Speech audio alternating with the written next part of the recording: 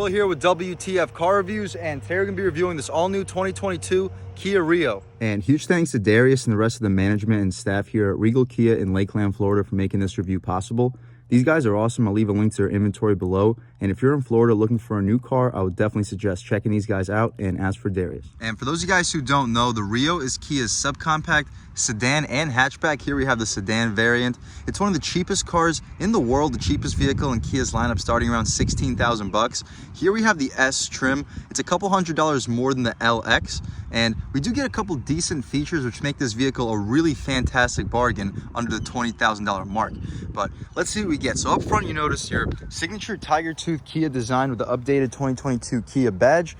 Projector headlights. These are LED projectors, much nicer than what we would get from the Mitsubishi Mirage, and I'm liking the whole styling for the light itself. The tiger tooth nose, no shiny chrome, matches the brushed aluminum Kia logo really nicely. The airflow also impressive for this 1.6 liter naturally aspirated four-cylinder, making a pretty decent 120 horsepower, 112 pound-feet of torque, much more than what we would get from the Mitsubishi Mirage. The airflow out here not functional.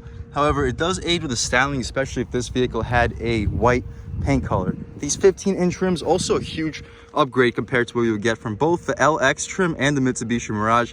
We got these gunmetal gray and silver contrasted 15-inch rims wrapped in 185/65/15 Continental Pro Contact all-season tires. Some of the best in the business, no plastic cladding for the outer portion, really helping the side profile look very sleek. These mirrors, all black, no LED turn signal on them, no blind spot monitoring on the glass either, but the glass fills up the frame very nicely. Smart access for the driver and the front passenger. As far as the window sticker, you guys can pause, take a look at all these features. The standard features for the LX include the 1.6 liter four-cylinder, all these airbag features, 8-inch touchscreen standard AC power windows, wireless Android Auto and Apple CarPlay, USBs, tilt steering wheel column, we'll see if it also telescopes, trip computer, 15-inch rims, heated outside mirrors, multi-reflector headlamps with positioning lamps. Standard, we get these LEDs for the S. Best warranty in the business, the S gives us remote keyless entry, cruise control, center console with armrest and storage bin, 60/40 split rear seats, rear USB charge port, all come for your Rio S starting at $16,890, which is a $600 premium versus the LX. Also, the $195 gets us this Aurora black paint. Tech package runs us an additional $1,800. That gives us 4 collision avoidance assist, lane keep assist, lane following assist, high beam assist, driver attention warning, lane departure warning, alloy wheels, rear disc brakes, LED headlamps with positioning lights, supervision meter cluster with a 4.2-inch display.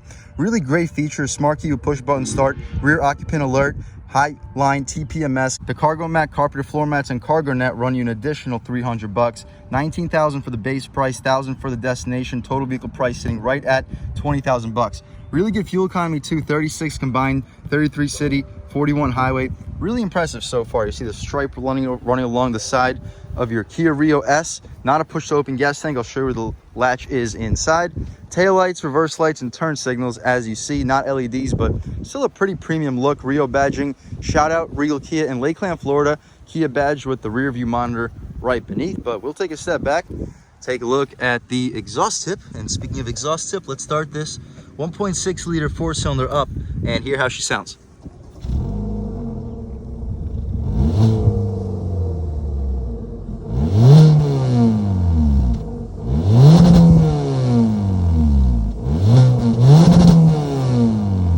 All right, guys, that was, of course, the sound of the 1.6 liter four-cylinder sold by Kia for the Rio. It sounds pretty aggressive for what it is. No hydraulic hook struts, wouldn't really be expected for a vehicle starting around 16,000 bucks. But here you have it, your 1.6 liter four-cylinder making 120 horsepower, 112 pound-feet of torque, enough to get this really light vehicle to 60 around 8.5 seconds. So pretty quick considering what it is. Much quicker than the Mitsubishi Mirage. You see the aluminum stick connecting your strut towers. So should be pretty good when it comes to handling. We can take care of this prop rod real quick. And as soon as we do, we can shut this hood, take another step back. No daytime running lights, but I'm still really a huge fan of this front end styling. As far as the interior, let's take a step over here and see what we get with the Rio with the tech package. Entire door panel, hard plastic, just like the Sportage base model, but I am liking the contrast in look.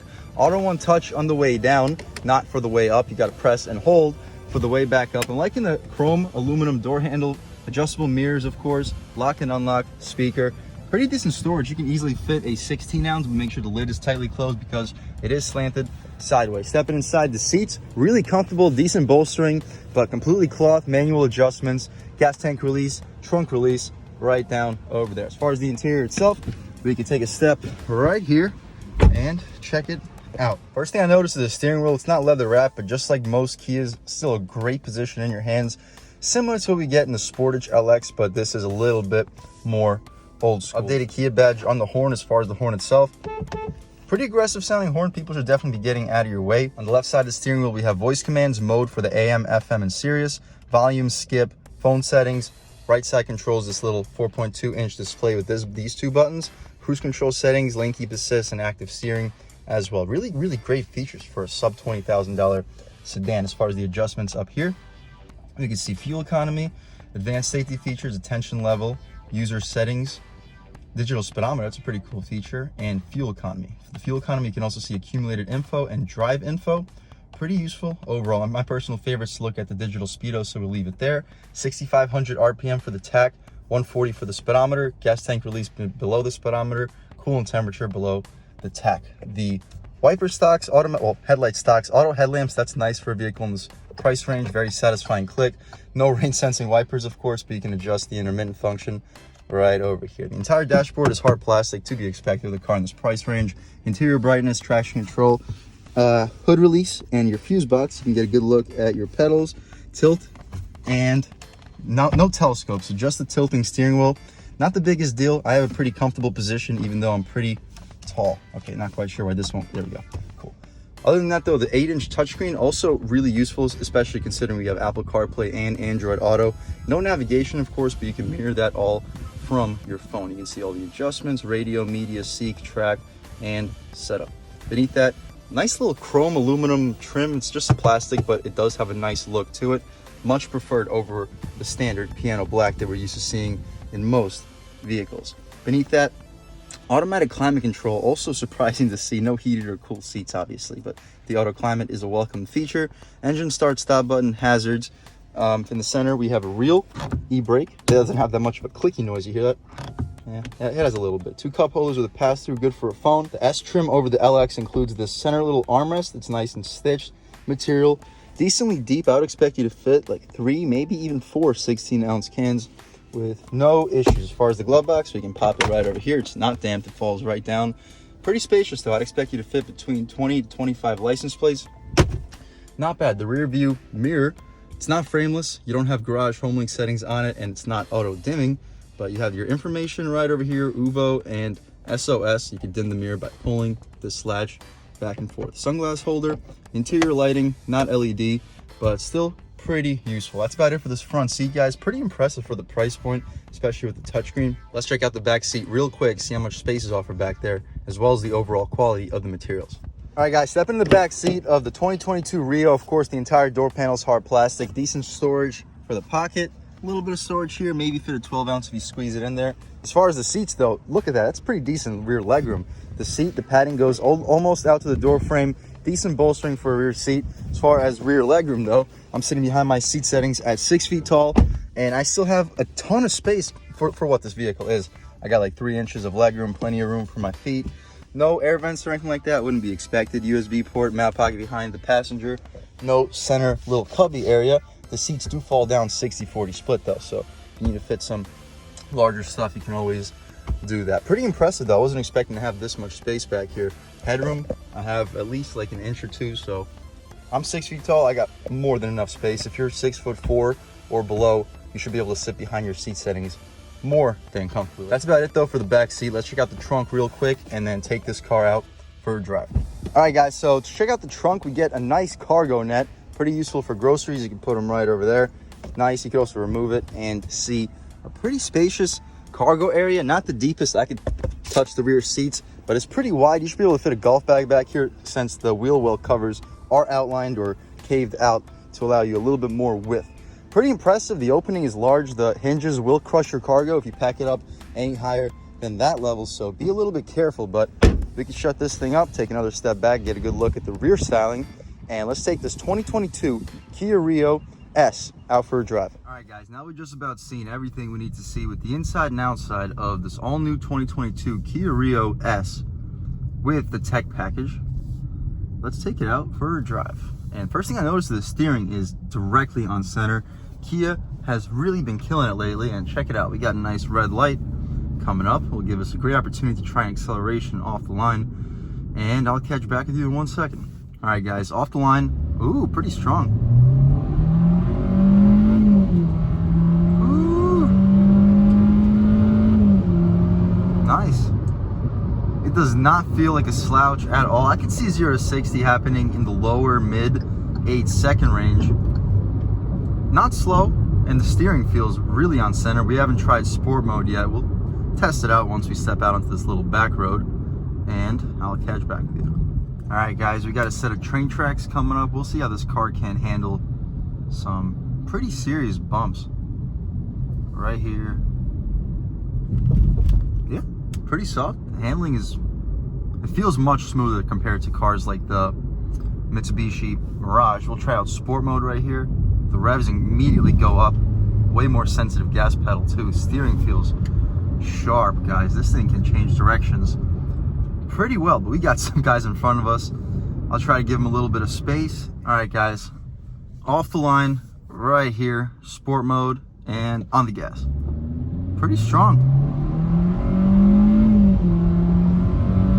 Nice. We're gonna push it a whole lot farther than that, but we got a set of some twisties coming up. We'll really see this car's handling capability on the brakes. Brakes feel nice. Steering also feels nice. Nice. Woo. Got some brakes, which feel great, as we mentioned. Throwing it in. Hear that water bottle flying around. But the handling in this car is impressive. Kia's really been killing it with their vehicles. It feels surprisingly sporty. I was expecting this car to feel a lot like the Mitsubishi Mirage G4, the sedan variant, not the hatchback. It feels night and day compared to that vehicle. It feels like a way more premium level of car. The fit and finish feels better. It accelerates so much stronger.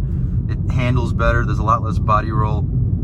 Yeah, I would definitely recommend paying the extra couple $1,000 and just going with the Rio as opposed to the Mirage. Really impressive power plant, guys. Not like impressive, it's impressive for what it is. We're on a concrete road right now. It's pretty quiet, way quieter than the Mirage would be. It's a better car. And as far as the turning radius, we'll see what this truck's doing. He's not coming our way. We can check out the turning radius right here. Pretty tight. Definitely no complaints. And regular gas pedal, about third throttle. Nice. It's like 2,300 RPM. Definitely gets the speed. All right, guys, sport mode. We can try out these manual shifts. Starting off in first gear. Boom. Quick. Wow, really quick. As soon as you push that lever thingy, it shifts you right into your next gear. Downshift right here. Woo! Throwing it in. It feels nice and sharp. Woo! Alright, we don't have to push it a whole lot farther than that. We'll throw it back out of sport into just normal mode.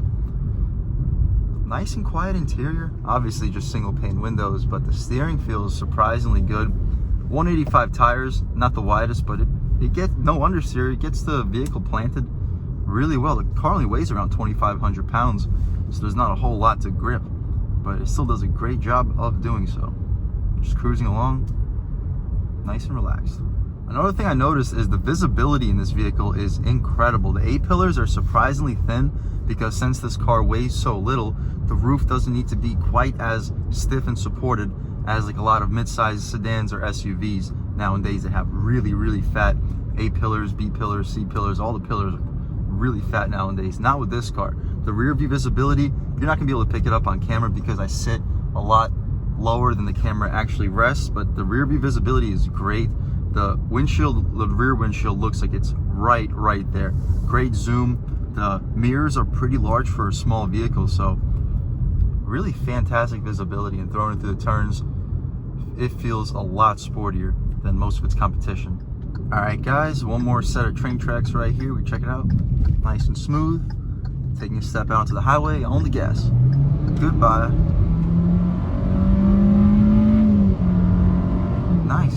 as far as like the lane keeping assist, let's check it out right here. Take my hands off the wheel. I'll actually push it to the left a little bit right here. Watch this. Nope, it's not letting me go there. And to the right here. Nope, it's not letting me go there. What a feature. It's an unbelievable feature. We can make our way back to Regal Kia, guys. Really impressed with this car. I was not expecting it to feel anywhere close to as premium as it feels. Remember, this car starts at $16,000. It's like the third cheapest new vehicle that you could buy on the road today. And it's still an impressive vehicle. The steering feels great. It's pretty quiet on the road. The acceleration, it's not great, but I mean, like, it's better than the competition. It's like 2 seconds faster to 60 than the Mirage, maybe even 3 seconds faster. So really not much to complain about. This car is surprisingly impressive. I'll definitely recommend anybody looking for an affordable first car, looking for just a vehicle with plenty of space for backseat passengers, but don't want to spend a ton of money on the car, don't want to spend a ton of money on gas or insurance. This is an excellent option. I would definitely recommend this car. Other than that though, huge thank you to Regal Kia in Lakeland, Florida for making this review possible. Really impressive dealership. The inventory is starting to pick back up again. So I would definitely recommend anybody looking for a new vehicle in Florida to check these guys out and ask for Darius or Malik. They're the guys who helped me get the keys to this pretty impressive 2022 Kia Rio, and I'm definitely appreciative of it. And huge thanks to all you guys for watching. I had a great time making this video. If you're new to this channel, please subscribe. If you've already subscribed, thank you so much. You guys know I have endless gratitude for all subscribers. The channel is just not possible without you guys, and I really have a huge appreciation for each and every one of you. But again, if you haven't subscribed yet, please subscribe. Leave a like too. It really helps me out, the YouTube algorithm. That's how these videos get promoted to new people. Leave a comment, let me know what you like, let me know what you don't like. Leave a comment, let me know if there's any specific cars or trucks that you'd like to see reviewed in this channel too. And I'll definitely try to get those videos for you as soon as possible. But other than that, again, thank you so much for watching, and I hope all of you have a great day.